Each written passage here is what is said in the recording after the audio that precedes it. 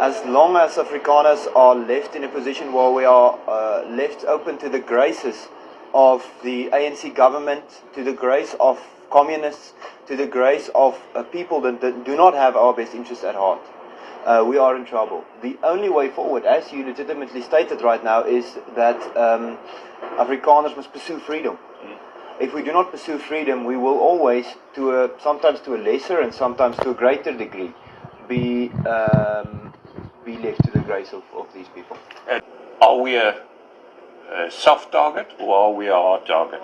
Now, we would say here in Orania, we're not a soft target. We are a hard target. We've got good international relations. We've got people concentrated here. We've even our model of ownership is a good mix of individual ownership with corporate or communal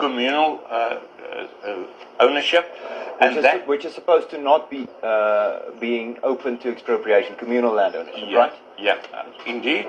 But also just the mechanism in the fact that if you touch one of us, you touch all of us.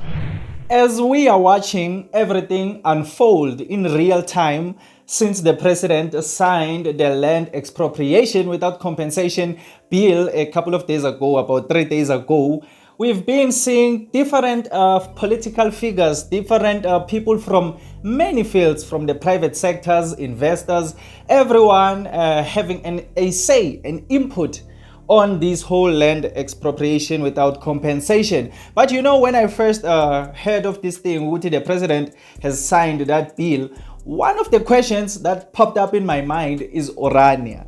And then I was thinking about Orania, thinking those were the same people that were saying they want to create an independent state here inside South Africa. Basically, their whole mission is to just separate themselves from South Africa because they don't want to be involved in all the shady things that are happening here in South Africa. So that's one of their main missions. They want to be independent from the rest of South Africa. And bear in mind, many of these people, most of them who live there, have came out in public and said, even some of them, they no longer identify as South Africans, they just identify as Oranians. Most of them have came out and said that thing, and then, they have their whole thing, their different flags and all of those things. Now, the question that popped up in my mind about Orania, I was thinking to myself, so how is this thing going to affect their whole mission?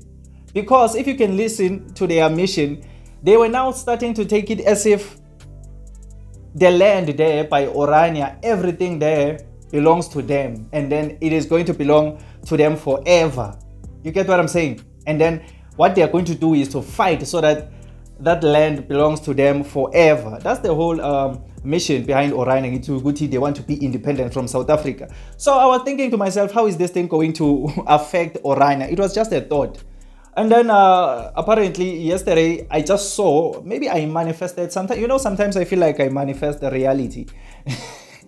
I'm just joking. But yesterday I came across a clip from Orania, an executive from Orania being interviewed about this whole thing. Obviously, the Oranians are very pissed off with this thing. They are calling it all kinds of names. They are calling it an attack on white people. They are calling it a reverse apartheid. So I was very curious to hear what the executives there by Orania think about this whole thing. And do they realize this thing will have to change their whole mission of trying to turn Orania into an independent state? What's the goal forward? I'm just wondering, what's the goal forward?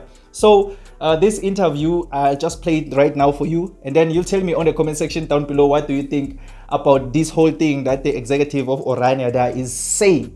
You'll tell me on the comment section down below. I just wanted to bring this to your attention because it is very interesting hearing the thoughts of the Oranians, because those are the people who are out there trying to represent the white people in our country, trying to represent the Afrikaners. They are those people. So it's very interesting to listen to their take on this whole thing, because it's a very interesting time right now in South Africa. Nobody actually knows what's going to happen. Nobody can say for sure what's going to happen. Everyone is just confused, thinking a whole lot of different things. Other people are saying, no, this is going to benefit South Africa, this is going to collapse South Africa. So it's a very interesting time.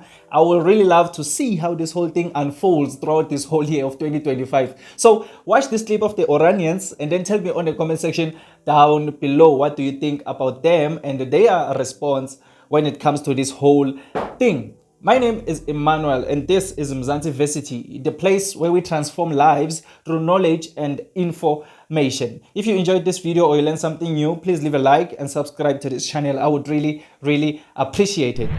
Gawie Snyman. Gawie is the town manager, the head of the Orania Dorpsraad or town council. And we will discuss not only this bill, but also the implications for Afrikaners in general and for Orania in specific. What is Orania's reaction to this new bill and this act of communism? Gawie, welcome very much. Thank you, yes, it's a privilege to be here. Gawie, what is your initial thoughts on this bill? Well, yes, it doesn't actually come as a surprise. It's been waiting in the wings for a while now. I think the timing came as a surprise just after Trump won, so to a certain extent that was surprising. But I mean, us at Orania knew we're actually in a dispensational crisis, not a governance crisis. And that's why Orania exists. That's why we started Orania. That's why we're building every day on Orania. And that's what we believe is actually the signs that we saw, or the pioneers of Orania saw, coming to fruition now, and which actually shows everyone that Republican freedom for the Afrikaner people is actually the only real sustainable mechanism or answer to this dispensational crisis that we have in South Africa. The ANC government is communist in its founding. Would you agree that this is proof that the ANC, in order to have policies like taking land from people and redistribute it as you see fit, would you agree that this is proof that they are still very much inclined to their communist roots? Oh, definitely. I mean, maybe some of our friends outside South Africa forgets it from time to time, but we talk about the tripartite alliance, and one of the alliance members is actually the South African Communist Party that's closely aligned with the African National Congress, the ANC, which is also the governing party or the biggest party in South Africa. But it definitely is communist roots. This is what we've all known to be, and the revolution, or the communist or socialist revolution, what they call in South Africa the National Democratic Revolution, which is actually a communist revolution, is still in full swing. And sometimes we just pass some of these milestones, and I think this is one of the next milestones that we've passed, that's actually showing all warning signs that I want to reiterate, this dispensational crisis is coming to a certain logical conclusion, and we need to get the correct answers for the correct problems. We need to identify the true problems, and then we can apply the right medicine. Gawie, the bill, which is now an act, explicitly states that something can be expropriated and a null value or a zero value can be paid as compensation, which is absurd. Yes. But it's a legal technicality which on a very sneaky way has been snuck into to make it possible to take land. What else does this include? What else can the government now take from legal owners? The people that are a bit more enlightened about the legal aspects of it tells me, and I'm sure there's a lot of role players that in the coming weeks will dissect this in all its glory or unglory, if I can put it like that. But we must remember, in terms of the act, property is very wide defined and actually very vague. So it can mean, at this stage, people speculate, but it can almost mean anything, from shares, money, whatever. Any type of asset you can think of can be included within the definition of property within this new act. Gawie, Afrikaners negotiated from the previous South African dispensation to the current one. They negotiated, and in the 90s there was an agreement that education, Afrikaners should have their own mother tongue education, and that property rights should be respected. Respect for property rights is a basic function of a state. Both of these negotiated terms are now in new laws, thrown to the wind, trampled upon. Both mother tongue education for Afrikaners and the right to decide about your own schooling and property rights. How should Afrikaners react now? I think, first of all, I want to say we must remember a communist is a communist is a communist. So what happened during the transitional years into the new dispensation, certain, how can I say, scope was given for private property rights, for mother tongue education and so on. And what they refer to is the balance of forces, and they make certain concessions.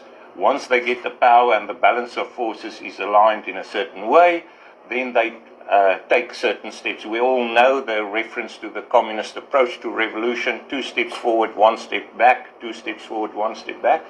So, but those of us that are enlightened, I want to get back to this, the pioneers of Orania actually foresaw this. This is why Orania was started.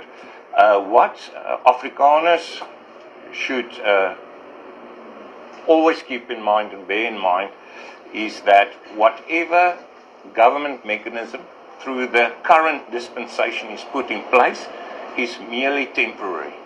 As long as that ideology is the driving force behind government, everything is temporary. So you need to think out of the proverbial box. You need to think of a new dispensation, something that changes the whole approach or the whole paradigm within which politics, or how can I say, Afrikaner interests are aligned. You should change the framework. Within the framework, especially because Afrikaners are a minority and there are numbers of other minorities as well, you always delivered over to the whims of the majority. And we must bear that in mind, and the fact that this was signed into law under a so-called government of national unity should also be a canary in the coal mine, to show you that within this dispensation, even when you think you've made some ground in strengthening your base or your position, it's always temporary. And the mechanisms, the checks and balances is not sufficient enough to protect Afrikaner interests in the southern point of Africa. Short answer is also to say that as long as Afrikaners are left in a position where we are left open to the graces of the ANC government, to the grace of communists, to the grace of people that do not have our best interests at heart, we are in trouble. The only way forward, as you legitimately stated right now, is that Afrikaners must pursue freedom. If we do not pursue freedom, we will always, sometimes to a lesser and sometimes to a greater degree, be left to the grace of these people. Definitely. As I said, freedom is what we must strive towards, and I want to emphasize Republican freedom. There's various degrees of freedom. To a large extent, we already experience large extents of freedom. But what this just shows is even this freedom that we have can always be threatened if we don't proceed on the road of self-determination up to the point of what we in Orania call Republican freedom. Absolutely. Because meanwhile, our tax money that we pay duly and receive nothing in return on a municipal level, we are still paying income tax, and that tax money is actually being used to pass legislation like this. The irony is that we are keeping a system going that is actively working our demise, rejecting our rights to property, rejecting our rights as a nation, as Afrikaner folk to exist, and pushing us out of all institutions, whether that be educational or government whilst denying us the right to mother tongue education. And if that is not enough to push Afrikaners to pursue Orania or models like Orania, then I don't think we will survive as a nation. Exactly, yes. Hobby, finally, can Orania be expropriated, and how should we think about that? There's always the risk. It will be disingenuous of us to say this doesn't pose a risk to Orania. It's still Africa, and in Africa things are unpredictable. Might is right to a large extent in politics all over the world, and this is another example of might makes right. So, yes, obviously there's a risk. The question with regards to the risk is, are we a soft target or are we a hard target? Now, we would say here in Orania, we're not a soft target. We are a hard target. We've got good international relations. We've got people concentrated here. We've even our model of ownership is a good mix of individual ownership with corporate or communal ownership, which is supposed to not be being open to expropriation, communal land ownership, yeah, right? Yeah, indeed. But also just the mechanism in the fact that if you touch one of us, you touch all of us. Soft targets are mainly individuals, where certain land is, especially with regards to land, is isolated. One is taken at a time and expropriated, and the neighbors say, "Oh, geez, thanks. I'm glad it's not me." In Orania, we've got a different approach. If you touch one, you touch all. And then we've got institutions built to protect us legally and physically. And so whilst it is a threat and we need to address it, we don't need to be too worried that I would argue that we would be first in line. But we mustn't be naive, and we mustn't just rest assured. This actually provides ground to push forward, to do what we are doing bigger, faster, more, to prop up your liaison, international liaising, to put that into a next gear and actually get people involved, get Afrikaners involved, get our allies involved, international allies involved, other traditional communities within Southern Africa and Africa. We already have good relations. We need to push that agenda forward at a ever-increasing speed to actually make sure not only we defend Orania against a potential onslaught, but to actually further the cause of freedom. Absolutely, and to protect Afrikaners still living outside of Orania, who's also got property rights, which is now in the fire line. We also want to help protect those, and as well as our community.